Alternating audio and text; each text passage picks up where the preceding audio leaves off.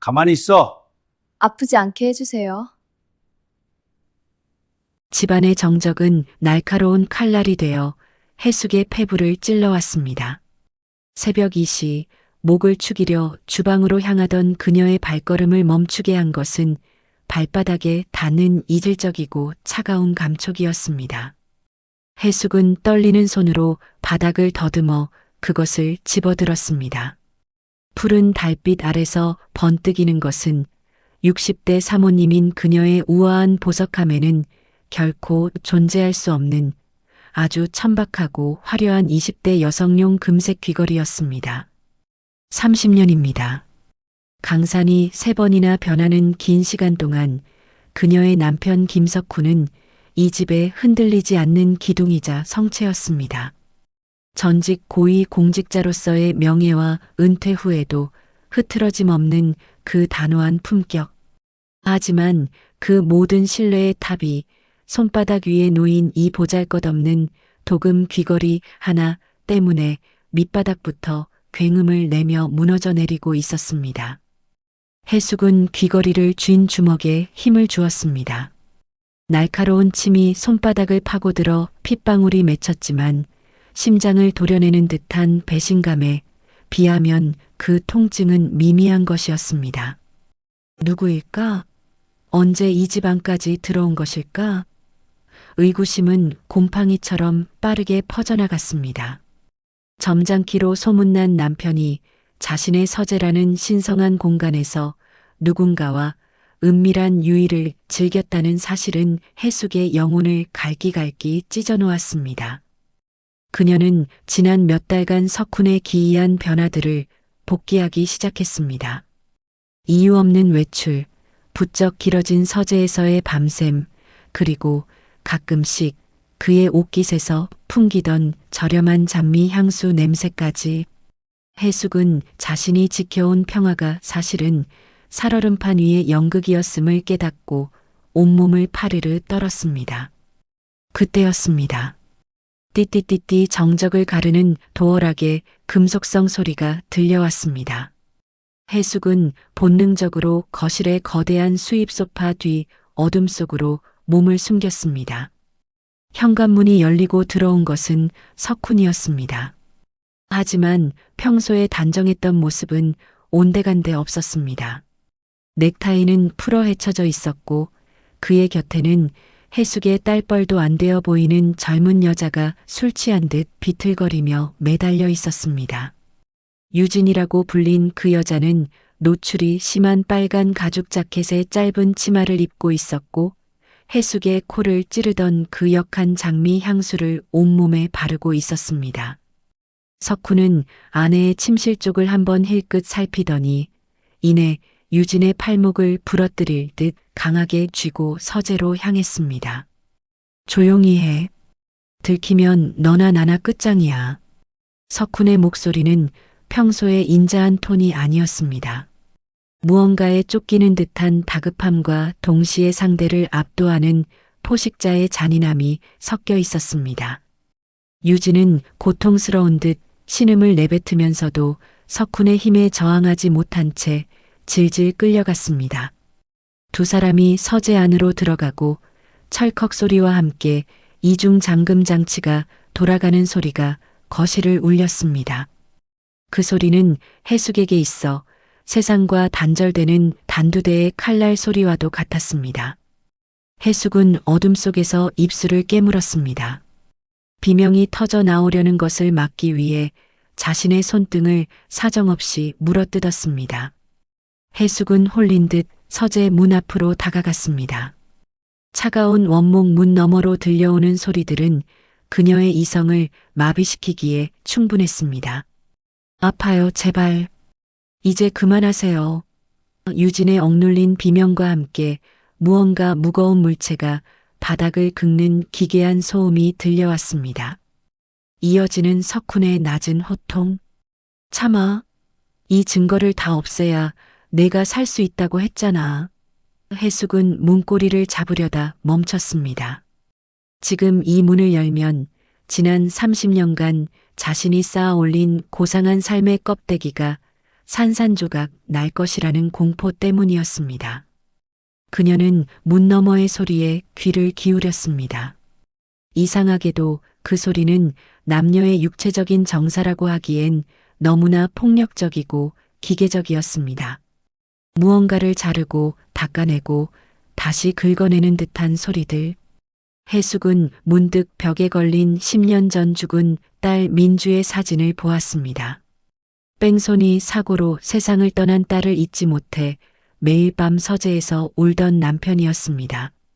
그런데 지금 그 남편이 서재에서 다른 여자를 대상으로 무슨 짓을 벌이고 있는 것일까?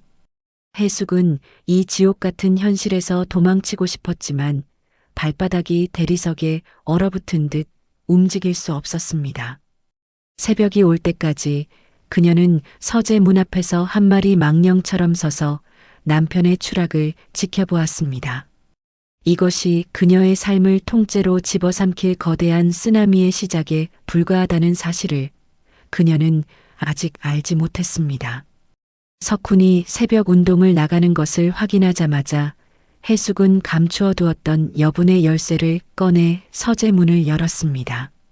문이 열리는 순간 해숙의 폐부를 찌른 것은 30년 동안 그녀가 알아온 남편의 향기가 아니었습니다.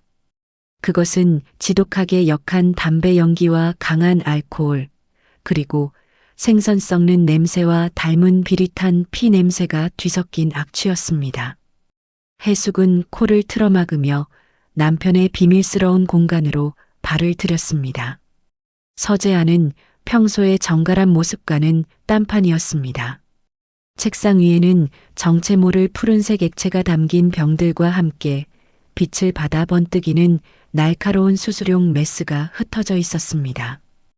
해숙의 심장은 갈비뼈를 뚫고 나올 듯 요동쳤습니다. 대체 여기서 무슨 짓을 벌인 거야? 그녀는 미친 듯이 책상 주변을 뒤지기 시작했습니다. 그녀의 본능이 이 방 어딘가에 이 모든 기괴함의 답이 있다고 외치고 있었습니다. 그리고 마침내 거대한 책장 뒤편의 이중 바닥을 눌렀을 때 툭 하고 튀어나온 것은 낡고 해진 검은색 가죽 장부였습니다. 장부를 집어든 해숙의 손끝에 차가운 소름이 돋아올랐습니다. 장부의 겉면에는 아무런 제목도 없었지만 그 가죽의 질감이 마치 사람의 살결처럼 기분 나쁘게 부드러웠습니다. 해숙은 침을 꼴깍 삼키며 첫 페이지를 넘겼습니다. 장부 속 내용은 해숙의 이성을 가루로 만들기에 충분했습니다.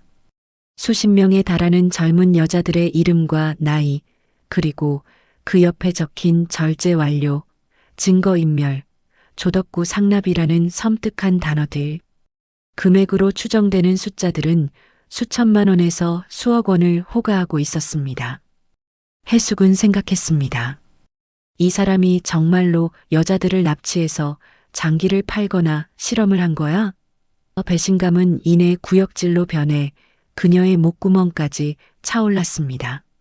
하지만 진짜 충격은 장부의 마지막 페이지에 있었습니다. 그곳에는 10년 전 세상을 떠난 딸 민주의 이름이 붉은색 글씨로 선명하게 적혀 있었습니다. 그 이름 아래에는 석훈의 친필로 보이는 메모가 남겨져 있었습니다. 실패. 10년 전 조덕구의 증거를 민주의 몸에서 찾지 못함. 다시 시작해야 함. 유진의 등을 통해 증거를 복원할 것. 해숙은 그 글자를 보는 순간 세상이 뒤집히는 듯한 현기증을 느꼈습니다. 딸의 죽음이 사고가 아니라 남편이 벌이던 어떤 미친 실험이나 복수국의 과정이었다는 사실. 그리고 지금 서재를 드나드는 여자들이 딸의 죽음과 관련된 증거를 몸에 품고 있는 도구들이라는 사실. 해숙이 장부를 껴안고 바닥에 주저앉아 오열하려던 찰나 그녀의 휴대폰으로 익명의 메시지가 도착했습니다. 사진 속에는 석훈이 폐건물 지하에서 흉측한 인상의 조덕구와 현금 가방을 주고받으며 비열하게 웃고 있는 모습이 담겨 있었습니다. 해숙은 이제 깨달았습니다. 남편은 복수자도 피해자도 아닌 그저 자신의 욕망과 관계를 위해 딸마저 이용한 악마라는 것을요. 그걸 결국 열어봤구나. 등 뒤에서 들려온 석훈의 목소리는 지옥에서 올라온 바람처럼 차가웠습니다. 해숙은 비명을 지르며 뒤를 돌아보았습니다.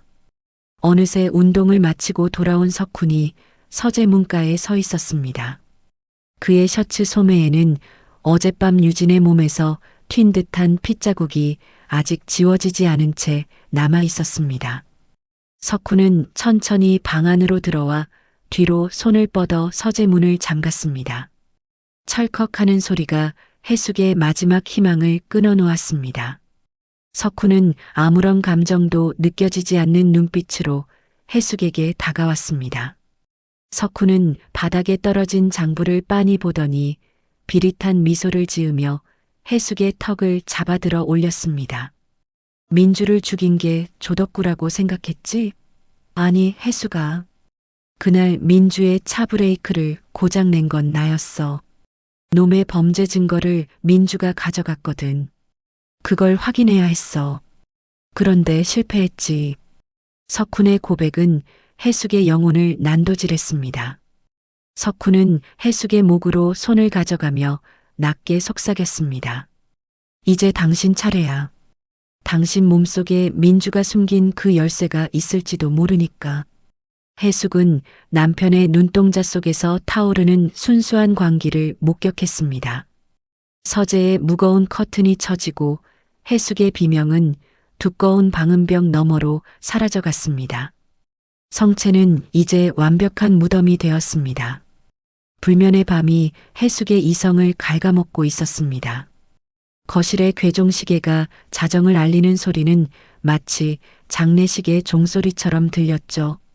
해숙은 이제 남편의 눈을 피하는 것에 그치지 않고 그의 삶의 찌꺼기를 뒤지기 시작했습니다. 그녀는 고무장갑도 끼지 않은 맨손으로 주방 깊숙이 숨겨진 검은 쓰레기 봉투를 찢어 발겼습니다. 그 안에서는 먹다 남은 음식물 쓰레기와 함께 30년 신사 김석훈의 추악한 이면이 쏟아져 나왔습니다. 핏자국이 검붉게 눌어붙은 알코올 손뭉치들, 그리고 누군가 급하게 찢어버린 듯한 두꺼운 종이 조각들. 해숙은 숨을 몰아쉬며 그 조각들을 식탁 위에 펼쳤습니다. 퍼즐을 맞추듯 조각을 이어 붙이자 나타난 단어들은 그녀의 영혼을 얼어붙게 만들었습니다. 신체, 권리, 포기, 조덕구, 조덕구. 그 이름은 해숙에게 있어 저주와도 같았습니다. 10년 전 금쪽 같던 딸 민주를 차가운 아스팔트 위에서 숨지게 만든 장본인이자 돈과 권력으로 법의 심판을 비웃으며 사라졌던 악마. 그런데 왜 그 이름이 남편의 비밀 서류에서 튀어나오는 것일까요? 해숙의 머릿속은 지독한 혼란과 분노로 뒤엉켰습니다. 당신이 왜 우리 민주를 죽인 그놈이랑? 의구심은 확신으로 변했습니다. 남편은 복수를 포기한 것이 아니라 그 악마와 손을 잡고 더 큰 죄악의 구렁텅이로 빠져든 것이 분명했습니다. 해숙은 떨리는 손으로 사설 탐정에게 전화를 걸었습니다. 목소리는 갈라져 있었고 눈은 이미 충혈되어 제정신이 아니었습니다. 며칠 뒤 탐정으로부터 전달된 보고서는 해숙을 지옥의 밑바닥까지 끌어내렸습니다. 사진 속 석훈은 비가 추적추적 내리는 도심 외곽의 폐공장 근처에서 조덕구와 마주하고 있었습니다. 두 사람은 마치 오랜 동료처럼 은밀하게 대화를 나누었고 석훈은 조덕구에게 두툼한 가방을 넘겨주었습니다. 그 가방 안에 든 것이 돈인지 아니면 그보다 더 추악한 무엇인지 해숙은 알고 싶지 않았습니다. 아니, 알아야만 했습니다.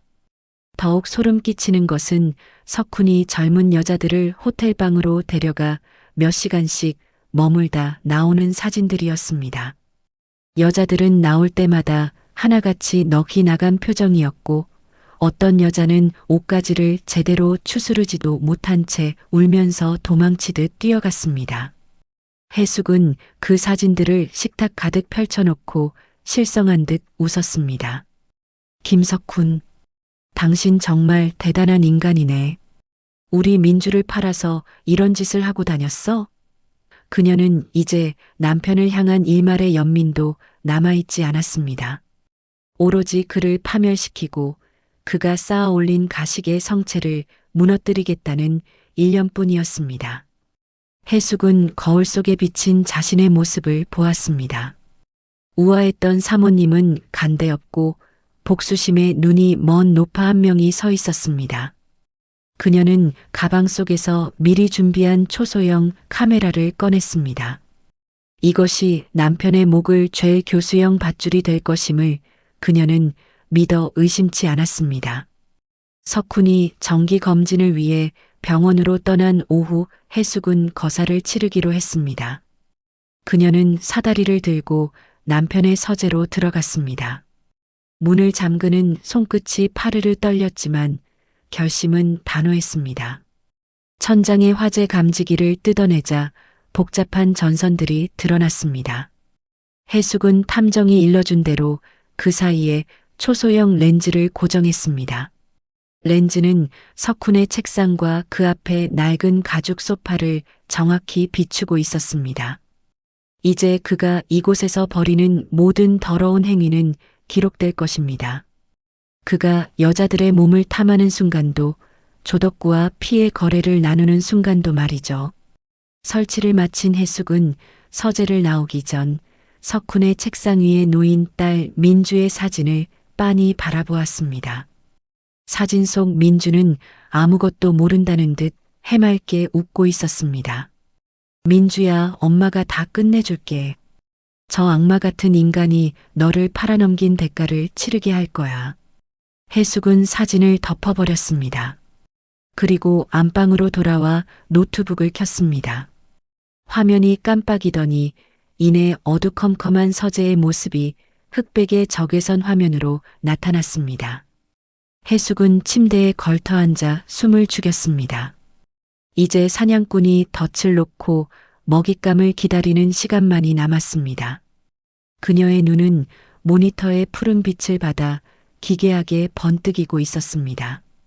밤 11시 노트북 스피커에서 서재 문이 열리는 끼익 소리가 들려왔습니다. 해숙은 자다 일어난 듯 부스스한 모습으로 모니터 앞으로 기어갔습니다. 화면 속에는 석훈과 유진이 있었습니다. 석훈은 아무런 말도 없이 외투를 벗어 던지더니 차가운 목소리로 명령했습니다. 시작하자. 벗어. 유진은 익숙한 듯 하지만 여전히 공포에 질린 표정으로 셔츠 단추를 하나씩 풀었습니다. 그녀의 얇은 셔츠가 바닥으로 떨어지자 렌즈 너머로 믿기지 않는 광경이 펼쳐졌습니다. 유진의 하얀 등 위로 거대한 화상 자국이 뱀처럼 다리를 틀고 있었고 그 흉터 위에는 진한 남색의 기괴한 나비 문신이 덧그려져 있었습니다.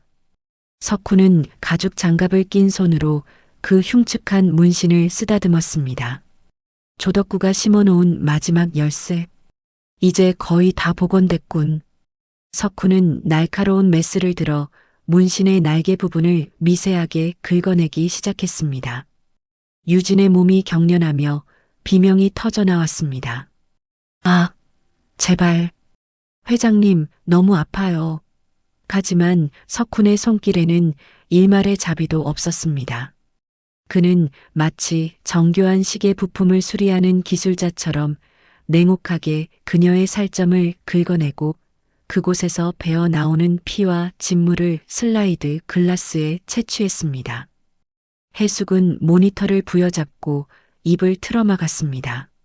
저 미친 사람 고기를. 세상에. 그녀의 눈에는 이것이 인육을 탐하거나 가학적 쾌락을 즐기는 악마의 재래로만 보였습니다.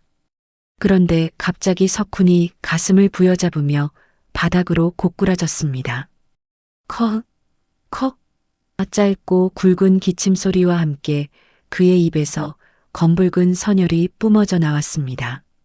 흰 와이셔츠가 순식간에 피로 물들었습니다. 석훈은 고통에 몸부림치면서도 책상 위에 놓인 딸 민주의 사진을 필사적으로 붙잡았습니다. 민주야, 아빠가 이제 다 찾았어. 그놈이 내 몸속에 숨겼던 증거, 이 아이들의 등에 다 나눠서 숨겨놨더라. 아빠가 그거 다 모아서 지옥으로 갈게. 석훈의 오열은 짐승의 울음소리 같았습니다. 그는 최장한 말기 판정을 받은 후 자신의 남은 생을 오로지 조덕구의 범죄 증거를 찾는 데 바쳤던 것입니다.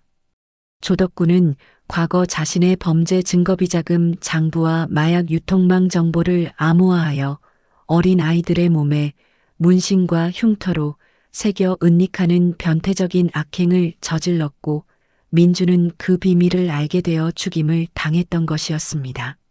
석훈은 그 아이들을 하나하나 찾아내어 거액의 돈을 주고 그들의 등에 새겨진 지옥나비 문신을 제거해주고 동시에 그 조각들을 모아 조덕구를 완벽히 파멸시킬 장거를 복원하고 있었던 것이죠. 하지만 안방에서 이 광경을 지켜보는 해숙에게 석훈의 말은 그저 정신병자의 헛소리이자 죄책감을 덜기 위한 비겁한 변명으로만 들렸습니다.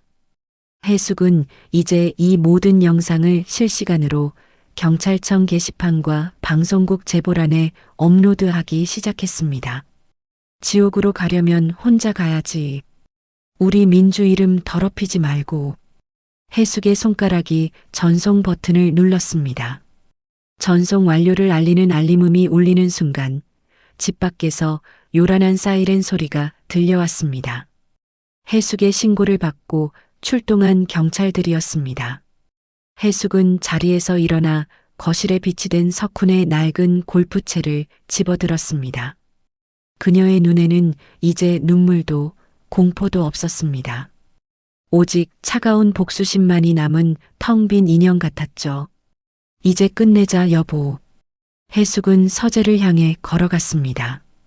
복도를 걷는 그녀의 발소리가 유난히 크게 울렸습니다. 서재 안에서는 조덕구가 대담하게 창문을 깨고 침입해 석훈의 목을 조르고 있었습니다. 이 영감탱이가 죽을 날이 가까우니까 미쳤나? 내 장부를 내가 감히 복원해? 조덕구의 칼날이 석훈의 가슴팍을 향하던 그때 쾅 소리와 함께 서재 문이 박살나며 해숙이 난입했습니다. 그녀는 골프채를 휘둘러 조덕구의 머리를 가격했습니다. 아수라장이 된 서재, 피와 눈물, 그리고 10년을 이어온 원한이 뒤섞인 공간에서 해숙은 쓰러진 남편을 보며 차갑게 뇌까렸습니다. 당신도 저 인간도 다 같이 지옥에 가서 우리 민주한테 용서 빌어. 해숙의 골프채가 다시 한번 허공을 갈랐습니다. 진실이 밝혀지기 전 오해가 낳은 비극의 서막이 완전히 열리는 순간이었습니다. 비극은 언제나 가장 찬란한 오해의 순간에 완성되는 법이었습니다. 해숙이 휘두른 육중한 골프채가 공기를 가르고 조덕구의 어깨를 강타했을 때 그녀는 자신이 정의를 실현하고 있다고 믿었습니다. 하지만 그 순간 그녀의 눈에 들어온 것은 조덕구의 비열한 얼굴이 아니라 서재 바닥에 웅덩이처럼 고인 남편 석훈의 검붉은 피였습니다. 석훈은 가슴을 움켜쥔 채 짐승 같은 소리를 내며 피를 쏟아내고 있었습니다. 안 돼. 오지 마. 석훈의 목소리는 이미 성대를 타고 올라온 핏덩어리에 막혀 형체를 잃어버린 상태였습니다. 그때 귀를 찢는 사이렌 소리와 함께 구두 소리가 복도를 가득 채웠습니다. 해숙이 부른 경찰들이었습니다. 움직이지 마. 손 머리 위로 올려. 경찰들의 고함이 좁은 서재 안에 메아리 쳤습니다.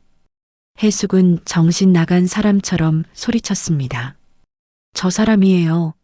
저 김석훈이라는 사람이 여자들을 가둬놓고 고문했어요. 저기 유진이라는 아이의 등 좀 보세요. 그녀는 자신이 전송한 영상이 승리의 훈장이 될 것이라 믿었습니다. 그러나 경찰들의 시선은 냉담했습니다. 현장을 지휘하던 중년의 형사는 석훈의 상태를 확인하더니 차갑게 해숙을 응시했습니다. 부인, 지금 무슨 짓을 하신 건지 압니까? 석훈이 들것에 실려나갈 때 유진이 해숙에게 달려들었습니다.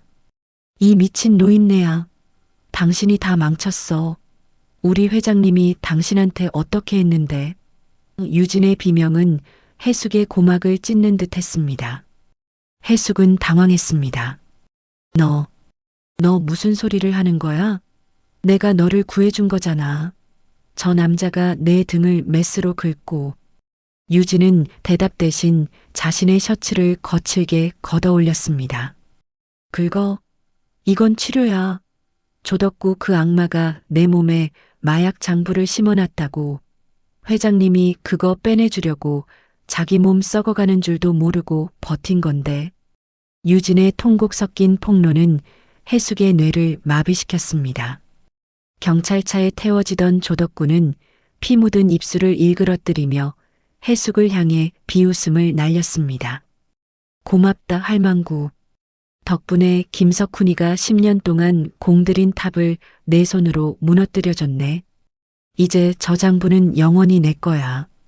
조덕구의 비열한 웃음소리가 밤 공기를 타고 해숙의 가슴에 비수처럼 꽂혔습니다. 해숙은 무릎을 꿇었습니다. 집 밖에는 이미 기자들이 몰려들어 플래시를 터뜨리고 있었습니다. 재력가 회장의 추악한 성매매 현장이라는 자막이 뉴스 속보로 흐르고 있는 줄도 모른 채 해숙은 차가운 아스팔트 위에서 자신이 지른 불꽃이 남편을 태우고 있음을 직감했습니다.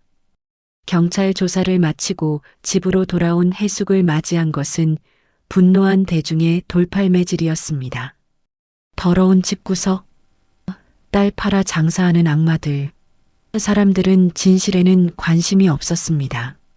오직 해숙이 전송한 그 자극적인 영상 속의 변태 노인 김석훈에게 돌을 던지기에 바빴습니다. 해숙은 깨진 유리창 사이로 들어오는 밤바람을 맞으며 서재 바닥에 주저앉았습니다. 먼지 쌓인 책상 구석에서 석훈이 마지막까지 쥐고 있던 딸 민주의 사진을 집어들었습니다. 사진 뒷면에는 마른 핏자국과 함께 떨리는 필체로 적힌 메모가 있었습니다. 해수가 미안해. 당신만은 이 피비린내 나는 복수국에 끌어들이고 싶지 않았어.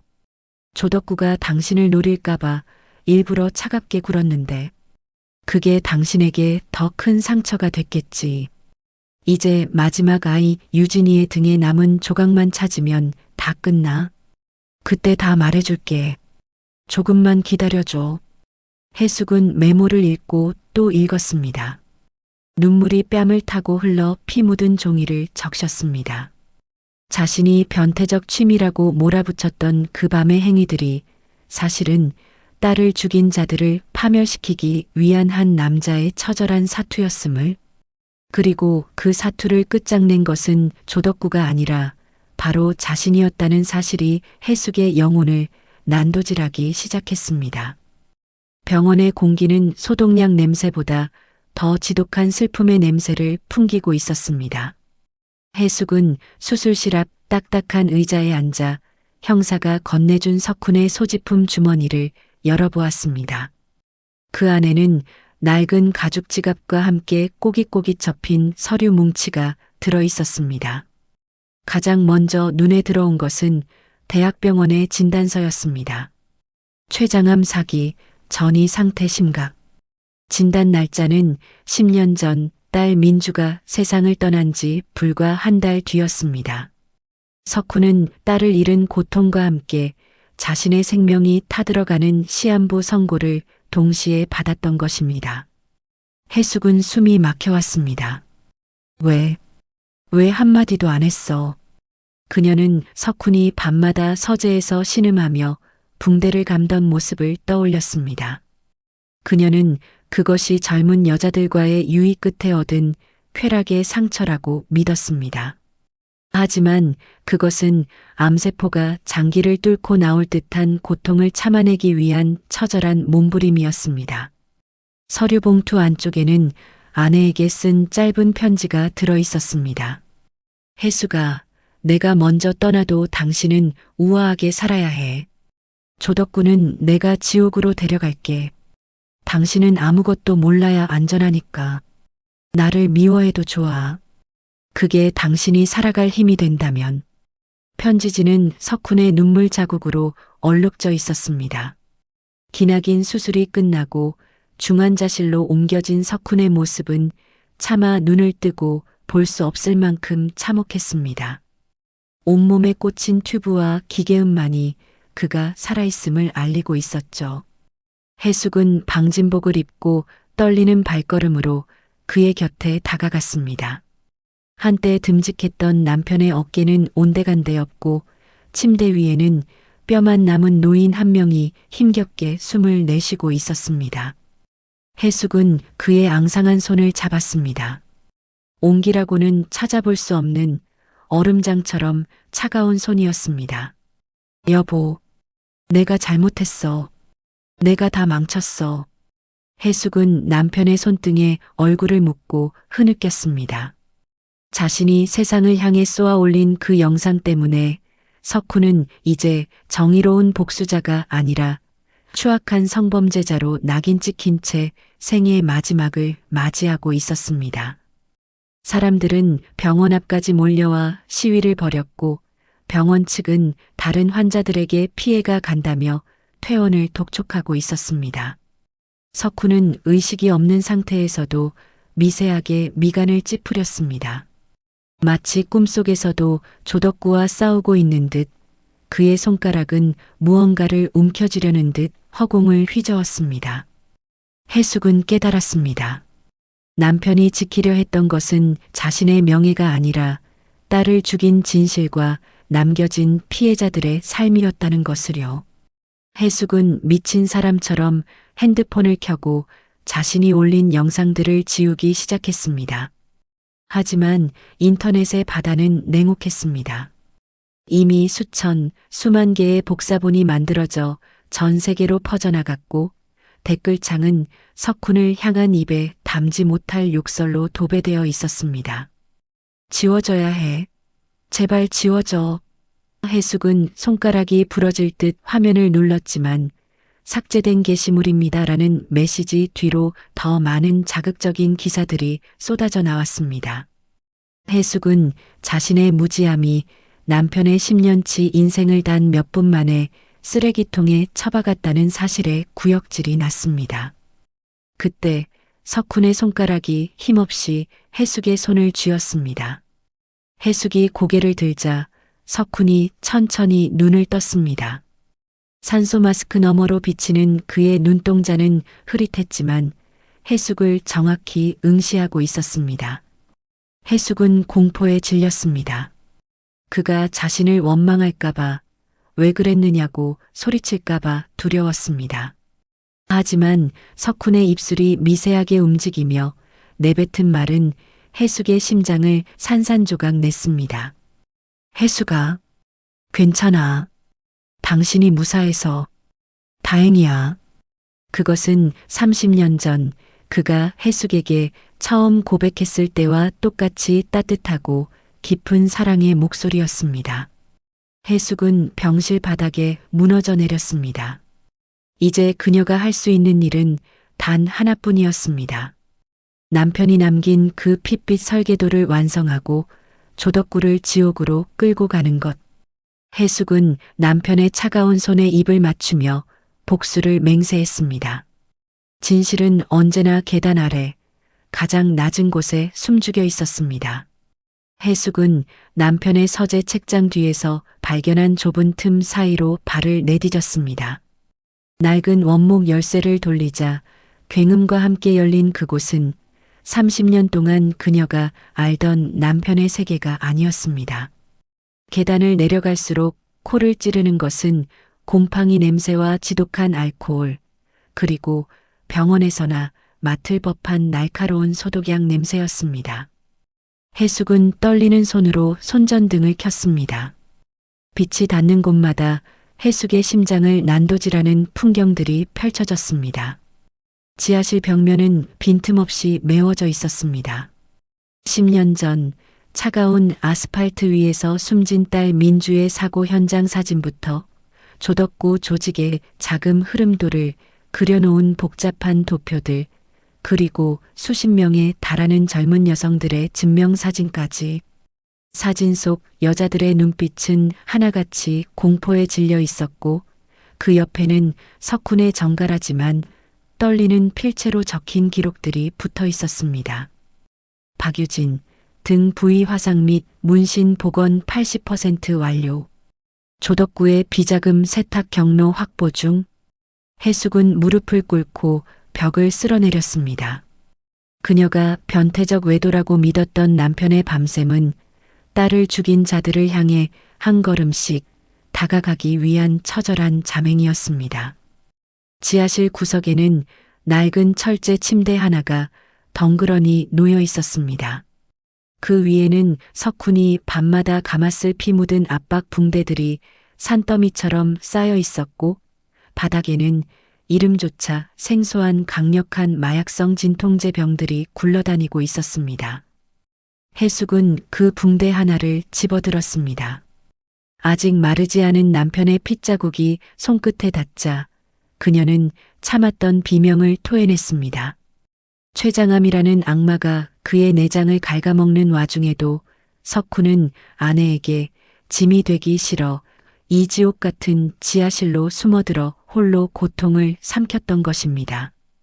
여보, 미안해.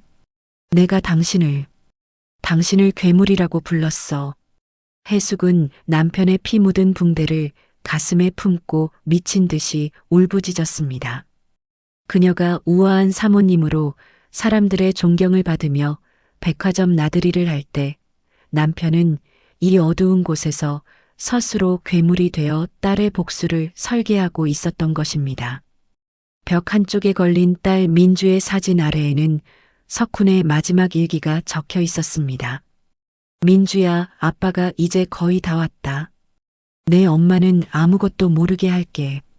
이 피비린내 나는 건 나 하나로 좋게. 나중에 내 엄마가 나를 원망하며 침을 뱉어도 그게 내 엄마를 지키는 길이라면 아빠는 기쁘게 지옥으로 갈게. 해숙의 영혼은 그 글자들 사이에서 갈기갈기 찢겨나갔습니다. 하지만 해숙은 주저앉아 있을 시간이 없었습니다. 조덕구의 변호사로부터 걸려온 협박 전화는 그녀를 다시 현실로 불러냈습니다. 부인, 남편분이 찍힌 그 영상들 아주 볼만하더군요. 오늘 밤 안으로 원본 장부를 넘기지 않으면 병원에 있는 남편은 조용히 숨이 끊어질 겁니다. 해숙은 눈물을 닦았습니다. 그리고 지하실 책상 위에 놓인 석훈의 장비들을 챙기기 시작했습니다. 그녀는 이제 피해자의 아내가 아니었습니다. 남편이 10년간 갈아온 칼날을 휘두를 최후의 집행자가 되기로 결심했습니다. 해숙은 거울 앞에 섰습니다. 화려한 스카프 대신 검은색 목폴라를 입고 가슴팍에는 석훈이 조덕구의 증거를 채취할 때 썼던 초소형 카메라를 숨겼습니다. 그녀는 유진을 불렀습니다. 유진아, 내 등에 남은 마지막 조각. 내가 완성할게. 우리 그 인간을 지옥으로 보내자. 해숙의 목소리에는 이제 단 한 점의 망설임도 없었습니다. 남편이 자신을 위해 지켜온 그 우아함을 스스로 버리는 순간 해숙은 비로소 석훈의 진짜 아내가 되었습니다. 그녀는 지하실에 불을 끄고 계단을 올라갔습니다. 어둠 속에서 빛나는 그녀의 눈빛은 30년 전 석훈이 사랑했던 그 강인한 여인의 모습 그대로였습니다. 바람이 윙윙거리는 폐건물의 옥상은 마치 거대한 무덤 같았습니다. 조덕구는 비열한 미소를 지으며 해숙의 앞으로 걸어왔습니다. 그의 손에 들린 칼날이 달빛을 받아 서늘하게 빛났습니다. 할망구, 배짱이 보통이 아니네. 혼자 여길 오다니. 장부는 어디 있어? 조덕구는 해숙의 머리채를 잡아 낚아챘습니다. 해숙은 고통에 신음하면서도 그의 눈을 똑바로 응시했습니다. 장부는 내 머릿속에 있어. 내 놈이 우리 딸 몸에 무슨 짓을 했는지, 그 아이들의 등에 어떤 더러운 숫자를 새겼는지 내가 다 봤거든. 조덕구는 광기 어린 웃음을 터뜨리며 해숙의 뺨을 사정없이 내리쳤습니다. 해숙의 입가에서 붉은 피가 흘러내렸습니다. 그래, 그럼 죽기 전에 하나 알려주지. 내 딸년 죽을 때 정말 시끄럽더라고. 아빠 살려달라고 비는데 그게 얼마나 웃기던지. 조덕구는 흥분해 자신의 범죄를 자랑하듯 떠벌리기 시작했습니다. 10년 전 민주를 사고로 위장해 죽인 경위, 그리고 석훈을 변태 성도착증 환자로 몰아넣기 위해 해숙에게 사진을 보낸 배후 세력까지. 그는 자신이 이겼다고 확신하고 있었습니다. 하지만 그 순간 해숙의 입가에 묘한 미소가 번졌습니다. 고마워, 조덕구. 내 입으로 다 말해줘서. 해숙은 품 안에서 핸드폰을 꺼내 보여주었습니다. 화면 속에는 수만 명의 시청자가 실시간으로 조덕구의 자백을 지켜보고 있었습니다. 석훈이 준비했던 나비의 날개 스트리밍 시스템이 해숙의 브로치를 통해 작동하고 있었던 것입니다. 조덕구의 얼굴이 순식간에 흑빛으로 변했습니다. 이 인연이. 그가 칼을 치켜든 순간 폐건물의 어둠 속에서 수십 명의 그림자가 나타났습니다. 그들은 유진을 필두로 석훈이 지난 10년간 조덕구의 지옥에서 건져냈던 나비의 딸들이었습니다. 그들은 각자의 등에 새겨진 지옥나비의 상처를 딛고 일어서 이제는 해숙을 지키기 위한 방패가 되어 나타났습니다. 우리 아버지를 건드리지 마. 유진의 비명과 함께 수십 명의 여성이 조덕구와 조직원들을 향해 달려들었습니다. 뒤이어 사이렌 소리가 건물을 에워쌌습니다. 해숙은 멀어지는 의식 속에서 생각했습니다. 여보, 이제 당신의 복수가 완성됐어. 이제 우리 민주를 보러 가도 돼. 조덕구의 체포 소식과 함께 석훈의 명예는 회복되었습니다. 하지만 세상의 찬사보다 더 소중한 것은 석훈의 마지막 시간이었습니다. 병실로 달려온 해숙은 기적적으로 눈을 뜬 석훈과 마주했습니다. 석훈은 피투성이가 된 아내의 얼굴을 보고 가슴 아픈 듯 손을 뻗었습니다. 해숙아, 왜 그랬어? 당신은 예쁘게만 살아야 하는데. 해숙은 남편의 손에 입을 맞췄습니다. 아니 여보, 당신 옆에서 같이 피 흘리는 게 진짜 아내야. 조덕구 잡혔어. 우리 민주도 이제 편히 쉴 거야. 석훈은 안도한 듯 깊은 숨을 내뱉었습니다. 그의 눈동자에 서렸던 10년의 한이 씻겨 내려가고 그곳에는 오직 아내를 향한 깊은 사랑만이 남았습니다. 사랑해, 해숙아. 민주한테 가서 당신 자랑 많이 할게.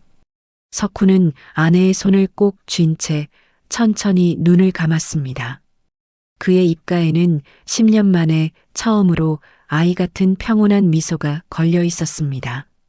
창밖으로는 붉은 노을이 병실을 채웠고 어디선가 날아온 작은 나비 한 마리가 석훈의 어깨에 잠시 앉았다가 하늘로 날아올랐습니다. 해숙은 울지 않았습니다. 대신 남편의 차가운 몸을 껴안으며 그가 남긴 사랑의 온기를 가슴에 깊이 새겼습니다. 불꽃은 꺼졌지만 그 온기는 해숙의 남은 삶을 영원히 밝혀줄 것이었습니다. 이번 이야기 여러분은 어떻게 보셨나요? 댓글로 여러분의 소중한 생각을 자유롭게 남겨주세요. 구독과 좋아요, 알림 설정은 다락방 열차가 다음 역을 향해 나아가는데 가장 큰 힘이 됩니다. 시청해 주셔서 진심으로 감사합니다.